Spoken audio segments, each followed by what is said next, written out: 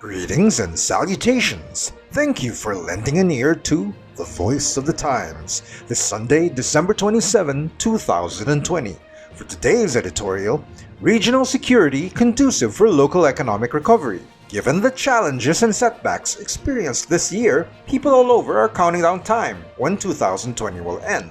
But we expect that the world's collective focus will not be on the past, but on the road ahead toward making an economic recovery. The Philippine economy is expected to make a substantial rebound, with gross domestic product or GDP forecast to range from 6.5% to 7.5% in 2021. Also, this region is likely to fare better than the rest of the world, with the West grappling with the highest number of cases and deaths from the pandemic. Notably, China is expected to lead major economies with its underwhelming 2.1% growth forecast for 2020.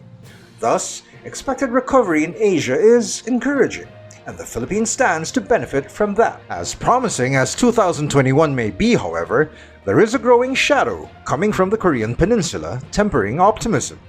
The Democratic People's Republic of Korea, or DPRK, or simply North Korea, is as unpredictable as ever. Peace talks remain at an impasse over its refusal to abandon its nuclear and ballistic weapons program, threatening prospects and stability in the region, including Southeast Asia. North Korea's Supreme Leader Kim Jong-un demands that economic sanctions be lifted before denuclearization.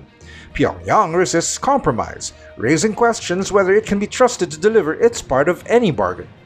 Earlier in June, North Korea blew up a joint liaison office near Kaesong, largely out of frustration with the world not caving into its demands. That building was established in 2018 to help North Korea and South Korea communicate, something critical not only for peace, but also for coordinating the global effort to combat COVID-19. Since talks stalled, North Korea has been occasionally testing missiles, and not long ago, in a military parade, it unveiled its biggest ballistic weapon to date.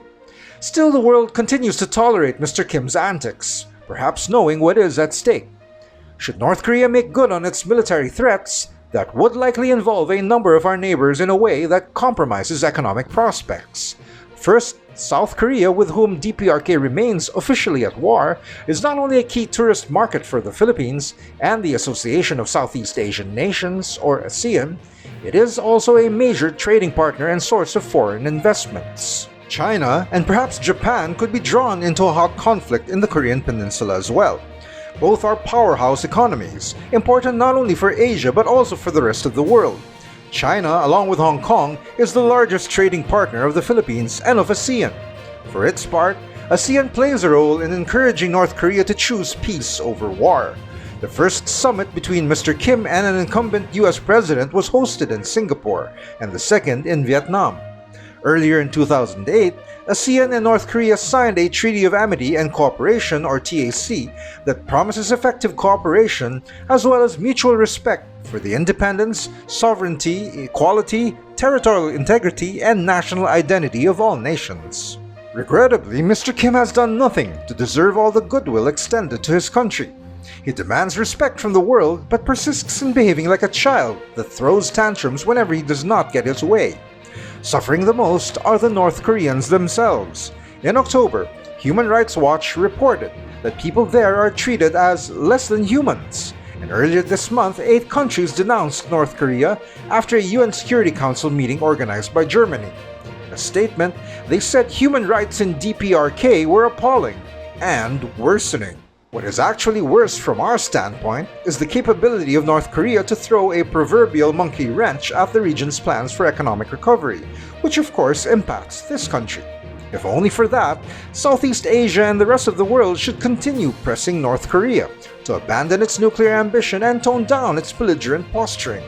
With so many suffering from the pandemic and economic fallout, recovery not only has added significance, but also urgency. After 2020, the last thing we all need is another bump on the road. And that's the editorial for Sunday, December 27, 2020. For more news and information, get a copy of the Manila Times on print, subscribe to our digital edition, or log on to www.manilatimes.net. Follow us on Twitter, Facebook, and Instagram, and listen to The Voice of the Times.